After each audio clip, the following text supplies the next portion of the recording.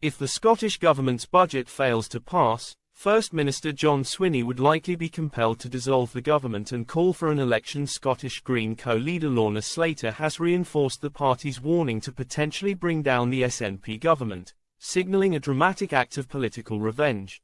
The Greens, already angered by Humza Yousaf's decision to end the SNP's coalition with him, after they gained just 92,685 votes, 3.8%, in the general election, appear now to be setting their sights on John Swinney.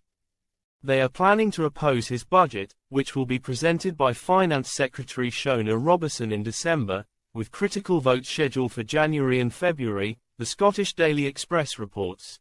If the budget fails, the First Minister would likely be compelled to dissolve the Scottish Government and call for an election, which could lead to the ultimate humiliation for the party formerly led by Nicola Sturgeon. A third-stage vote at the end of February could trigger an election 6 to 8 weeks later, potentially coinciding with the English local council elections on May 1.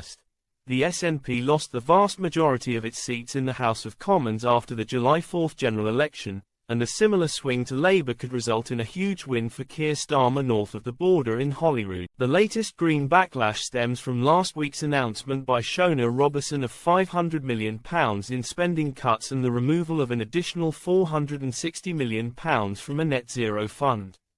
The following day, Swinney's programme for government dropped several key Green-backed initiatives.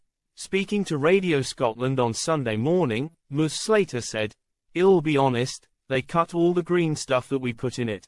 We worked very hard when we were in government to make sure there was funding for nature restoration, for things like Zero Waste Scotland." The SNP